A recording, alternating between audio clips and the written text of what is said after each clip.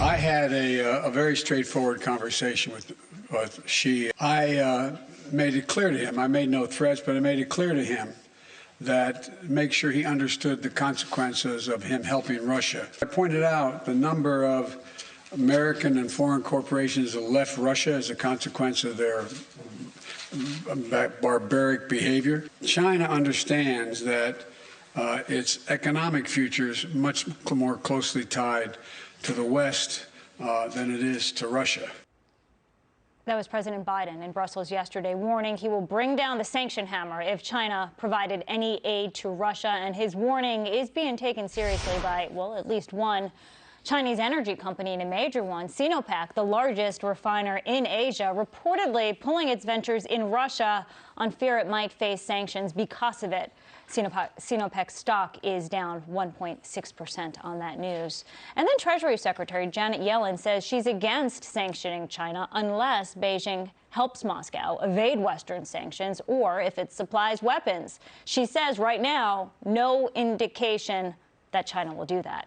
And all this as COVID spreads there, locking down shipping ports and creating even more trouble for the global supply chain. And joining me now in a Fox Business exclusive is the former CIA senior China analyst and China Strategies Group president and CEO, Christopher Johnson. Christopher, glad to have you with us on this important day. Pleasure to be here. Do you think China and President Xi Jinping got the message that President Biden and the West sent yesterday? Oh, I think they definitely did. And they've been getting the message all throughout this campaign.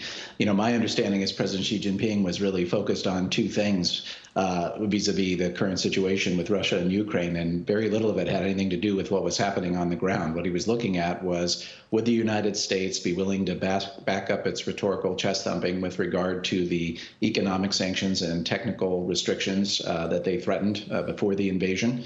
And the second was, would the U.S. be able to hold together this very complex multilateral coalition with the Europeans to be able to push back on the biggest security threat in Europe since World War II?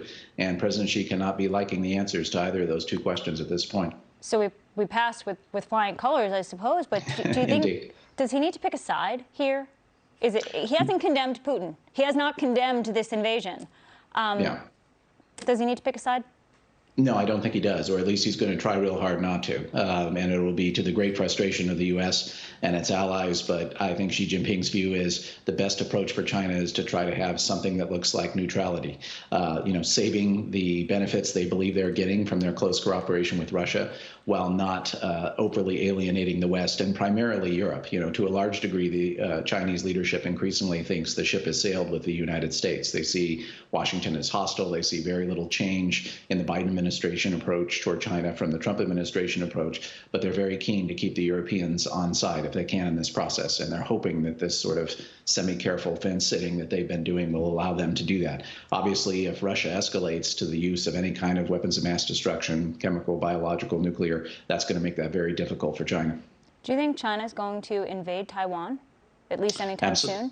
Not at this point. And in fact, I think what they've been seeing on the ground probably gives them pause, although it's important to note that really for Taiwan, as the leadership in China sees it, it's on its own cadence, it's on its own calendar. What happens with Russia and Ukraine really has very little impact. But as I mentioned, they obviously are looking very closely at the sanctions that have been deployed by the U.S. and its allies and at the allied unity that we've had. One thing that obviously would be going through Beijing's mind in all of this is, for Europe, of course, Russia and things that happen in Europe, Ukraine's part of Europe, matter a lot more to them than what happens with Taiwan. So they may see that unity that we've been seeing with ourselves and the Europeans in the transatlantic context would not necessarily be there in a Taiwan conflict. And well, here's the economics of all of it. Aligning with Putin makes no sense because Russia is less than 2% of China's export market, where the U.S. and Europe is a third.